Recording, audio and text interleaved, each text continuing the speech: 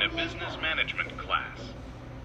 Okay, let's talk about organization and structure in a company. How are companies typically structured? Functionally. And? By projects. Right, by function and by projects. 20 years ago, companies were organized in function groups, where people with a certain expertise work together as a unit. The architects in one unit, the finance people in another unit. Well, nowadays, a lot of companies are organized around projects. Like a construction company could be building an office building in one city and an apartment house somewhere else, and each project has its own architects and engineers. Now, the good thing about project organization is that it's easier to change to adapt to the needs of the project. It's a small group, a dedicated team, not the whole company. Now, with that in mind, here's a question for you. Why do we continue to organize ourselves by function, even now, when in fact we admit that projects are the lifeblood of a lot of organizations? Why do some companies maintain a functional organization instead of organizing around projects? Yes?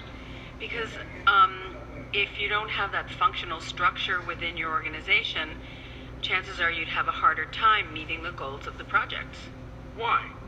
Why?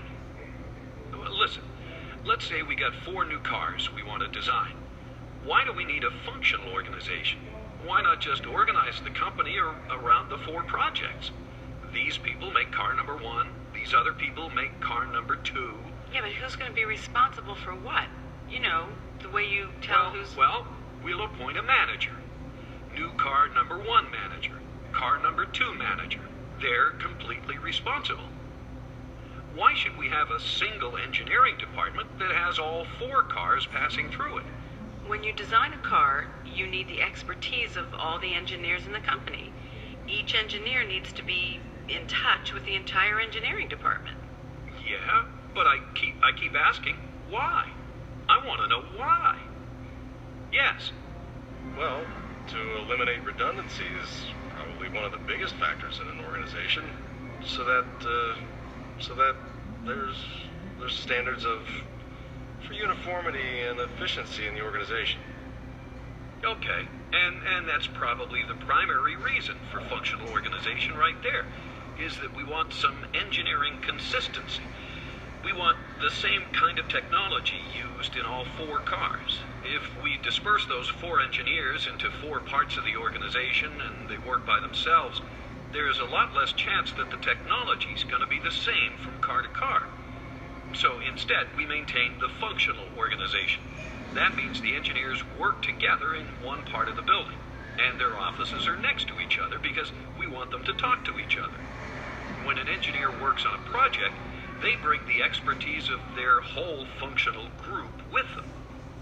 But there's a downside of that, though, isn't there? I mean, organizing a company into functional groups is not all positive. Where's the allegiance of those engineers? It's to their coordinator, right? It's to that chief engineer. But we really want our one engineer, the engineer that's working on car number 1, we want that person's loyalty to be to that project as well as to the head of the engineering group. We really want both, don't we? We want to maintain the functional organization so we can maintain uniformity and technology transfer and expertise. And we want the cutting-edge expertise in every group. But at the same time, we also want the engineer to be totally dedicated to the needs of the project. Ideally, we have a hybrid, a combination of both functional and project organization. But there's a problem with this kind of hybrid structure. When you have both functional and project organization, well, what does that violate in terms of basic management principles? Unity of command. Unity of command, that's exactly right.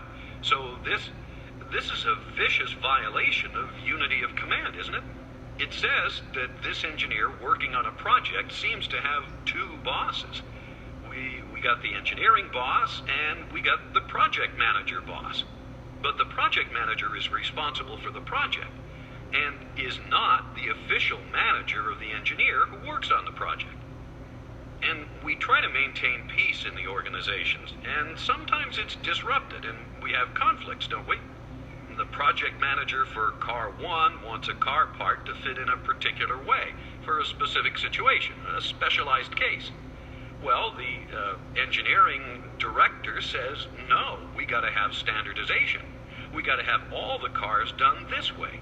We can't make a special mold for that particular part for that particular car.